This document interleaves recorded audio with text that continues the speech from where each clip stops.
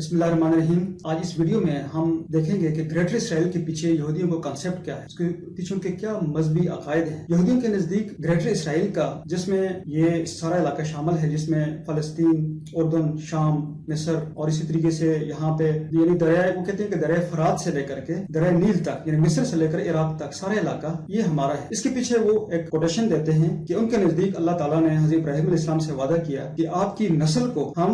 ہم دریائے فرات سے لے کر کے دریائے نیل تک، یعنی عراق سے لے کر کے مصر تک، یہ سارا علاقہ اس میں حکومت دیں گے۔ جبکہ ہمارے مسلمانوں کے نزدیک یہ جو وعدہ تھا یہ پورا ہو گیا۔ اللہ پاک نے حضرت ابراہیم علیہ السلام کی اولاد میں حضرت اسماعیل علیہ السلام کی اولاد سے یہ وعدہ پورا کرا دیا ہے، اس علاقے میں ان کو حکومت مل چکی ہے، لیکن ان کے پیچھے ان کے نزدیک یہ سارا علاقہ یہودیوں کو ملنا ہے۔ اب اس کے پیچھے ان کا گریٹر اسرائیل کا آئیڈیا ہے، وہ کہتے ہیں کہ سارا علاقہ اس میں ہمیں حکومت ملنی ہے، اس کے لیے وہ کوشش لگے ہوئے ہیں، اور یہ ڈائریکٹ کنفلکٹ ہے اور مسلمان سٹیٹس کے خلاف اعلانی جنگ ہے۔ اسی آئیڈیا کے نیچے وہ ساری اپنی کارروائیاں کر رہے ہیں، مسلسل اسرائیل ایکسپینڈ ہو رہا ہے، اور اس ایکسپینشن کی وجہ سے مسلمان ریاستیں مسلسل خطرات سے دوچار ہیں۔ اب ان کے نزدیک، یہودیوں کے نزدیک، ایک مقدس پتھر ہے کہ جس کے اوپر حضرت داؤد علیہ السلام اور پھر حضرت سلمان علیہ السلام کی تاج پوشی ہوئی، اور یہ پتھر صدیوں سے یہودیوں کے پاس تھا، جس کے اوپر ان کے آنے والے تمام بادشاہوں کی تاج پوشی ہوتی رہی۔ اور پھر بعد میں 70 عیسوی میں، یعنی اسلام سے پہلے، اس کو ٹائٹس نامی ایک عیسائی بادشاہ نے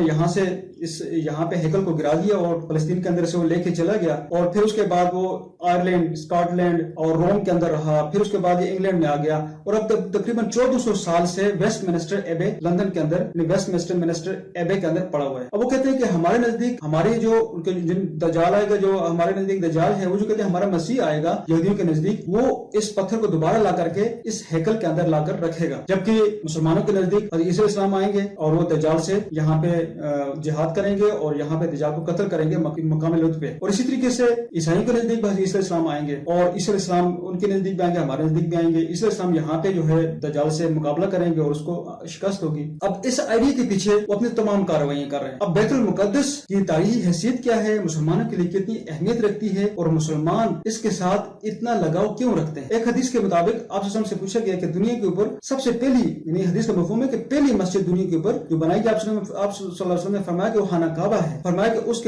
کے بعد فرمایا کہ یہ بیت المقدس ہے، جو کہ خانہ کعبہ سے 40 سال کے بعد بنائی گئی، یعنی بیت المقدس دوسری دنیا کے اوپر دوسرا اللہ کا گھر ہے، جو کہ یعنی مسجد حرام کے بعد بنایا گیا ہے۔ اور اس کے بارے میں فرمایا کہ اس کو سب سے پہلے فرشتوں نے تعمیر کیا، اور اس کے بعد اس کو پھر حضرت آدم علیہ السلام نے تعمیر کیا ہے۔ اور اس کے بارے میں حدیث میں بہت زیادہ روشنی ڈالی گئی ہے۔ حدیث میں اس کے اوپر فرمایا کہ جس نے احرام باندھا حج عمرے کا بیت المقدس سے لے کر بیت الحرام تک، اس کے پیچھے تمام گناہ معاف کر دیے جاتے ہیں۔ اور اس مسجد کے اندر، یعنی اس مسجد کے اندر ایک چٹان ہے، پہلے تو اس کے جو باہر کا جو ڈوم ہے، جس کو یعنی گولڈن ڈوم، یعنی ڈوم آف راک کہتے ہیں، وہ جو اس ڈوم کے نیچے، یعنی اس ڈوم کے نیچے ایک پتھر ہے، اس پتھر کے اوپر، یعنی آپ صلی اللہ علیہ وسلم نے یہاں سے آسمانوں کے اوپر سفر کیا تھا، اپنے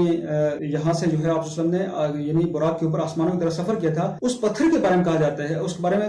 حدیث ہے کہ جس بندے کی دعا دنیا بھر میں کہیں قبول نہیں ہوتی، وہ اس مقام پہ آ کے دعا کرے تو اللہ پاک اس کی دعا کو قبول فرماتے ہیں۔ اور اسی طریقے سے ایک دوسری حدیث میں ہے کہ یعنی جس نے یہاں پہ 2 رکعت نفل پڑھی، اس کے تمام گناہ معاف کر دیے جاتے ہیں۔ اور یہاں پہ اس بیت المقدس کے اندر ایک نماز کا اجر 500 گنا بڑھا دیا جاتا ہے، 500 گنا نماز کا اجر بڑھا دیا جاتا ہے حدیث کے مطابق۔ حدیث کا مفہوم اس طرح ہے کہ 500 گنا اس نماز کا اجر بڑھا دیا جاتا ہے۔ اب اس کے اندر یہ جو ہمیں گنبد نظر آتا ہے، اس گنبد کے نیچے وہ مقام ہے، پتھر ہے، اور اس کے ساتھ ایک دوسرا گنبد ہے جس کو قبۃ النبی کہتے ہیں۔ اس گنبد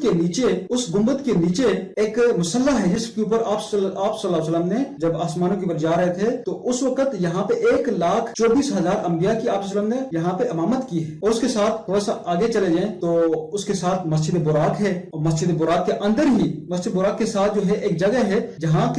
پہ یعنی حضرت جبرائیل علیہ السلام نے آپ صلی اللہ علیہ وسلم کو براق کو باندھا تھا، اور اسی مقام کے اوپر 1,24,000 انبیاء جو کہ دنیا کے اوپر آئے اور اس مسجد کے اندر آئے، انہوں نے یہاں پہ اپنی سواریوں کو اسی حلقے کے ساتھ باندھا ہے۔ اور اس کے ساتھ اس طرف آگے کی طرف ایک ویلنگ وال ہے، جس کو یہودی ویلنگ وال کہتے ہیں، ہمارے نزدیک تو وہ دیوار، یعنی دیوار براق ہم کہتے ہیں مسلمان، اور یہودی نزدیک وہ ویلنگ وال ہے جس کو گریا وزاری کی وہ دیوار کہتے ہیں، جہاں پہ وہ اپنا رونا دھونا کرتے رہتے ہیں، تو مسلمانوں کے نزدیک اس کی اہمیت بہت زیادہ ہے۔ اب یہاں پہ اس علاقے کو یعنی یہ بیت المقدس کو سب سے پہلے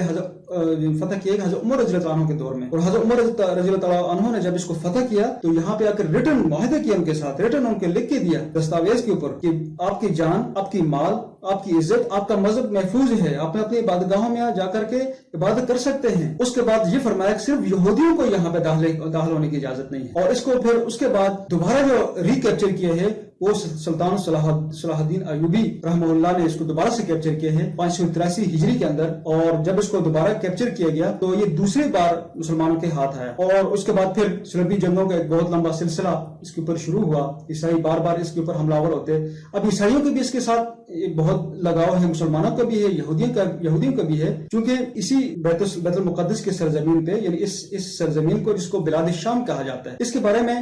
حدیث میں جو ہے نا واضح طور پہ ذکر کیا گیا ہے کہ جب اس ارض مقدس کے اندر یہاں پہ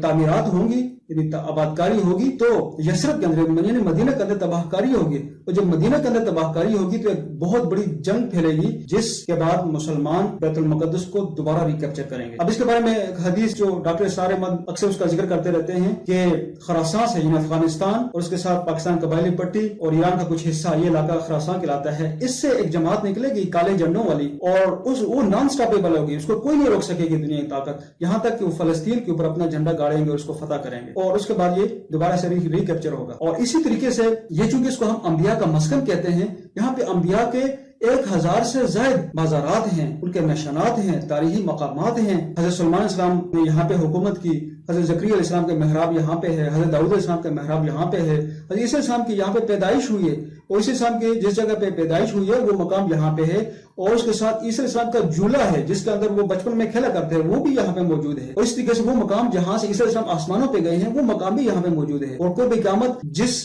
مسجد کے مینار کے اوپر یعنی یہاں پہ اتریں گے سفید مینار کے اوپر وہ بھی اسی علاقے کے اندر موجود ہے۔ تو اس کی تاریخی حیثیت مسلمانوں کے لیے اور باقی آسمانی مذاہب کے لیے بھی بہت زیادہ ہے، اس لیے اس علاقے کے اوپر ہمیشہ ہر مذہب کی کوشش رہی ہے کہ وہ اس کے اوپر قبضہ کر لیں یا اپنے پاس لے لیں، لیکن مسلمان چونکہ عرصہ دراز سے اس پہ قابض ہیں، مسلمانوں کے پاس زیادہ عرصہ رہا ہے اور مسلمانوں نے اس کی حفاظت کی ہے۔ جب مسلمانوں کے پاس ہوا کرتا تھا تو یہودی اور عیسائی اپنی مقدس مقامات میں آسانی سے آتے تھے، عبادت کرتے تھے اور واپس جاتے تھے، کوئی رکاوٹ نہیں تھی ان کے لیے۔ اسی طریقے سے اس علاقے کے بارے میں جو ہے اور اسی مقام کے اوپر یعنی فرمایا کہ محشر قائم ہوگا، اس کو ارض حرم بھی کہتے ہیں، حرم ہے یہ، اور اسی مقام پہ جو ہے نا محشر قائم ہوگا یہاں پہ، تو اس کی تاریخی حیثیت بہت زیادہ ہے تینوں آسمانی مذاہب کے لیے۔ جزاک اللہ، ویڈیو دیکھنے کا بہت شکریہ۔